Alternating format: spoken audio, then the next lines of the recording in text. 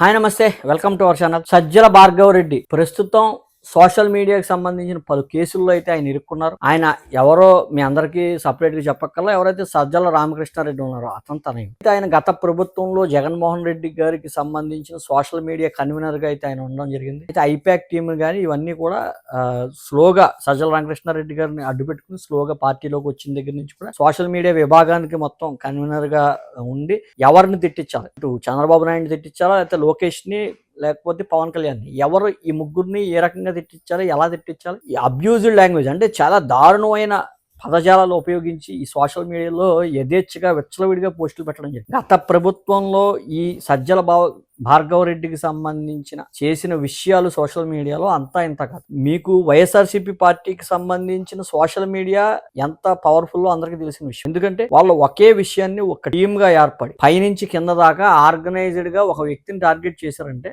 అది peak stage లో ఉంటుంది. ఎందుకంటే తెలుగుదేశం పార్టీకి కూడా అంత సోషల్ మీడియాలో అంత బలం లేదనే చెప్పాలి. సోషల్ మీడియాని గత ప్రభుత్వంలో జగన్మోహన్ రెడ్డి గారు ఒక ఆయుధంలాగా వాడుకున్నారని చెప్పారు. ఎందుకంటే అంతకు ముందు కూడా అధికారంలోకి రావడానికి ముఖ్యంగా ఈ సోషల్ మీడియా ప్రధాన భూమిక పోషించింది. అయితే అధికారంలోకి వచ్చిన తరువాత కూడా వాళ్ళకి సంబంధించిన పథకాలు కానీ వాళ్ళు ఏం చేశారో ఈ సోషల్ మీడియా ద్వారా ప్రచారం చేయించకుండా ఎవరైతే ప్రతిపక్ష నేతలు ఉన్నారో చంద్రబాబు నాయుడు కావచ్చు, ఆయన లోకేష్ గారిని కావచ్చు, పవన్ కళ్యాణ్ గారిని కావచ్చు, ముగ్గురిని కూడా విపరీతంగా తిట్టించడం.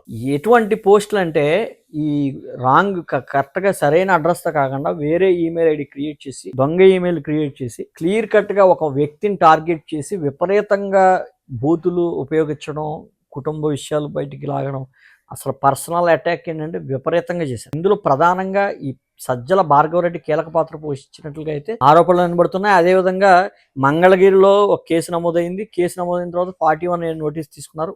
అయితే గుడివాడలో కేసు ఇలా విపరీతంగా ఎక్కడ పడితే అక్కడ రాష్ట్రం మొత్తంలో కూడా ఈ సజ్జల భార్గవరెడ్డికి సంబంధించిన వ్యక్తిపై అనేక కేసులు నమోదవడంతో ఆయన హైకోర్టును ఆశ్రయించారు. బెయిల్ తిరస్కరించడంతో సుప్రీంకోర్టుకి నేరుగా వెళ్ళారు. సుప్రీంకోర్టు ఒకటే చెప్పింది, సోషల్ మీడియా ఒక పరిధంటూ లేదు, విపరీతంగా యథేచ్ఛగా ఉంది. ఇంత దారుణంగా అభియోగాలు ఉండడం వల్ల ఇది కింద చూసుకోవాలి తప్ప ఇది కోర్టులో బెయిల్ ఇవ్వడానికి కుదరదు అని చెప్పి క్లియర్ కట్గా కూడా పైనుంచి సుప్రీంకోర్టు నుంచి కూడా తీర్పు రావడం. ఎట్టకేలకు మళ్ళా హైకోర్టుకి ఆయన ఆశ్రయించిన ఇప్పటికీ కూడా బెయిల్ రాని పరిస్థితి. మొన్నటిదాకా అయితే ఆయన అజ్ఞాతంలోకి వెళ్ళిపోయినట్టుగా ఉన్నారు. రీసెంట్గా అయితే ఆయన అరెస్ట్ చేసినట్టు. ఎందుకంటే సోషల్ మీడియాని యథేచ్ఛగా విచ్చలవిడిగా వాడుకుని పర్సనల్ అటాక్స్ చేసి విపరీతంగా ట్రోల్ చేసిన ఎస్టీ అట్రాసిటీ కేసులు కూడా ఇతని మీద ఉంది. ఈ రకంగా గత ప్రభుత్వంలో అధికారాన్ని అడ్డుపెట్టుకుని వీరు చేసిన విధానంపై మీరు కూడా మీ ఒపీనియన్ అయితే కామెంట్ రూపంలో తెలియజేయండి. సజ్జల భార్గవరెడ్డికి సంబంధించిన విషయాలు ఒక్కొక్కటి కూడా అరెస్టులకు వెళ్లే మార్గంలో అయితే వెళ్తున్నాయని అయితే క్లియర్ కట్ గా తెలుస్తుంది. మరి ఏమవుతుందో